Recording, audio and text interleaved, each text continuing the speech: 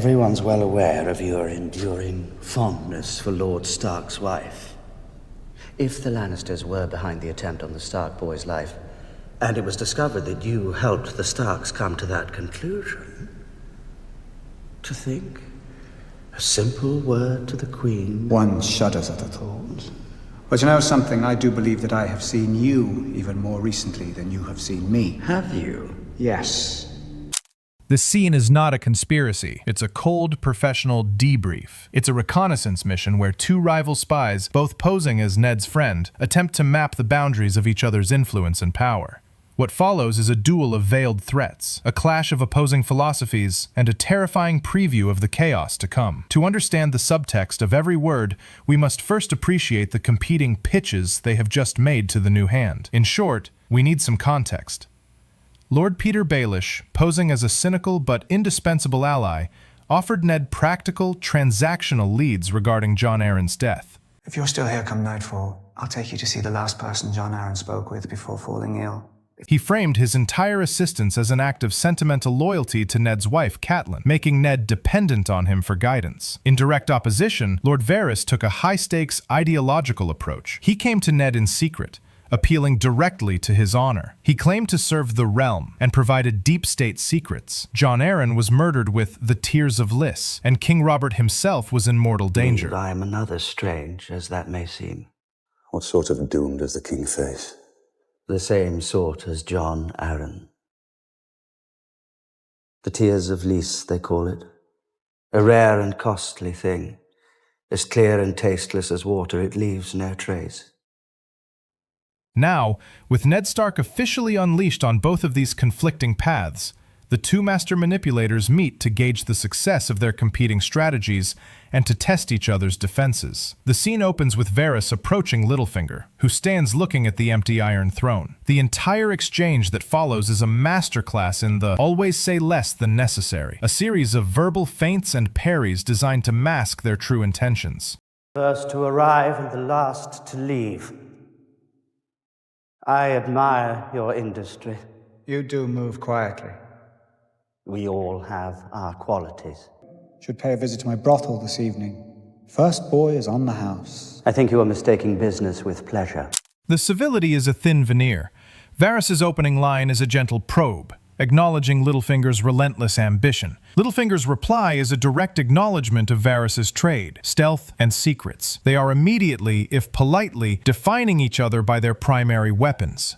Littlefinger, ever the opportunist, immediately tries to throw Varys off balance with a crude, personal jab, mocking his castration by offering him a boy from his brothel on the house.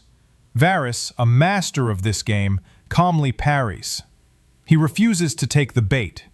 The duel deepens as they begin to trade veiled information, demonstrating the reach of their respective spy networks under the guise of gossiping about Littlefinger's clientele. I heard the most awful rumor about a certain lord with a taste for fresh cadavers. Must be enormously difficult to accommodate that inclination. The logistics alone, to find beautiful corpses before they rot. Tell me, does someone somewhere keep your balls in a little box? I've often wondered.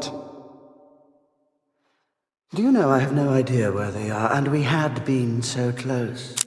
This is not idle chatter. This is pose as a friend, work as a spy. Varys is pointedly demonstrating that his little birds fly inside Littlefinger's brothels. He knows the secret, illegal, and depraved tastes of the High Lords who are Littlefinger's customers. He is reminding Littlefinger that he has a mountain of blackmail material on his entire business. Littlefinger deflects this with another crude jab about Varys' missing balls, which Varys again dismisses with practiced ease before pivoting to the true purpose of this meeting. Now, the last time I saw you, you were talking to the Hand of the King. Saw me with your own eyes. Eyes I own. Council business.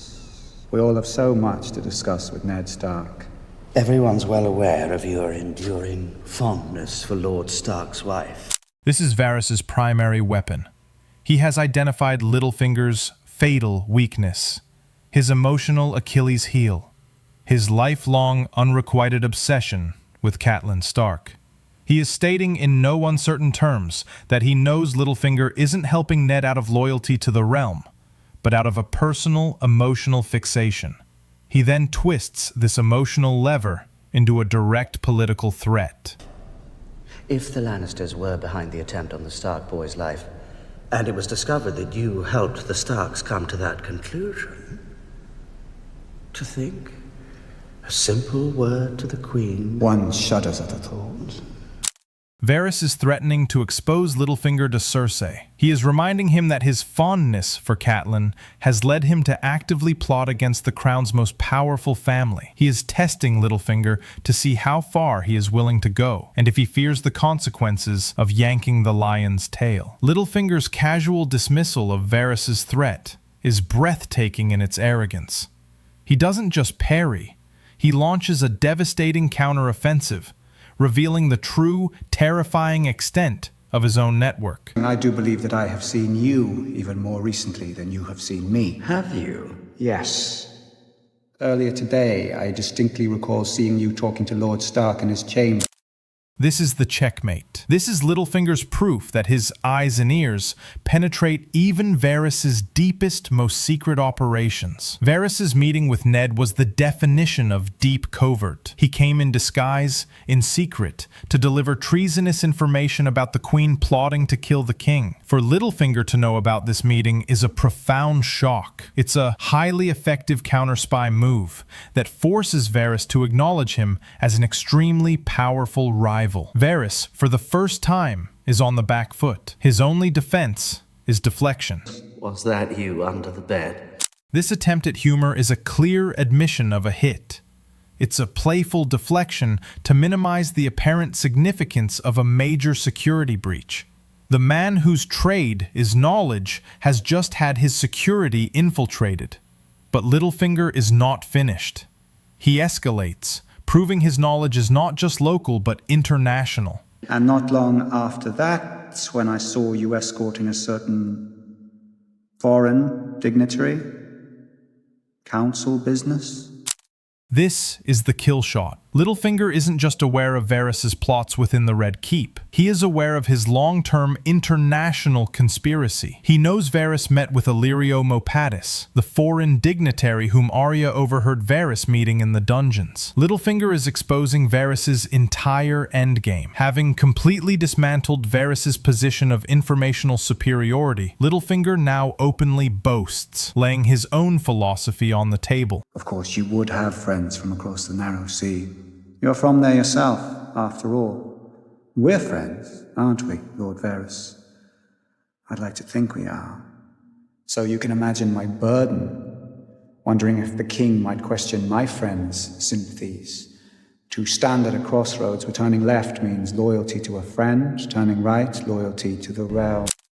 This is a stunning, cynical speech. He is openly mocking Varys' "I serve the realm" pitch. He frames himself as the ultimate power broker, a man unbound by honor who stands at the crossroads and simply chooses the alignment that serves his own interests best. This exchange reveals the two core opposing philosophies that define the entire series. Varys' philosophy: order and conservation. Varys is a prudent steward who serves the abstract idea of the realm and believes peace is the ultimate good. As we know from the dungeon conversation, he is terrified of Littlefinger's plotting. He knows Littlefinger is pitting the wolf and the lion against each other and fears this war is coming. Too soon. Too soon. As he and Illyrio are not ready. Littlefinger's philosophy: chaos and acquisition. Littlefinger is a revolutionary. He doesn't want to preserve the realm, he wants to break it so he can pick up the pieces. He wants everything there is. He manufactured the Stark-Lannister conflict with the dagger story. He views chaos not as a threat, but as the necessary means for his own boundless personal advancement. Please. To find myself in a position where a simple word to the king. Varys' "oh please" is a dismissal of Littlefinger's false dilemma. But Littlefinger's final interrupted line is the ultimate threat. "I can expose your foreign dignitary to Robert just as easily as you can expose my fondness for Catelyn to Cersei." Renly Baratheon's interruption saves Varys from having to respond, but the debrief is over. Littlefinger has, for the moment, won. He has proven his intelligence network is equal to Varys's, and that he is aware of Varys's deepest, most treasonous secrets. This scene is the ultimate warning to the audience. While Ned Stark, our honorable protagonist, believes he is the main player, receiving counsel from two opposing advisors, this conversation reveals the terrifying truth. He is, at best, a pawn. The real game is being played on a level he cannot even comprehend, by two master chess players with philosophies of order and chaos that will define the fate of the entire continent. Varys leaves the conversation with the strategic anxiety that Littlefinger's overreach and appetite for immediate chaos is about to burn the whole game board down before he is ready.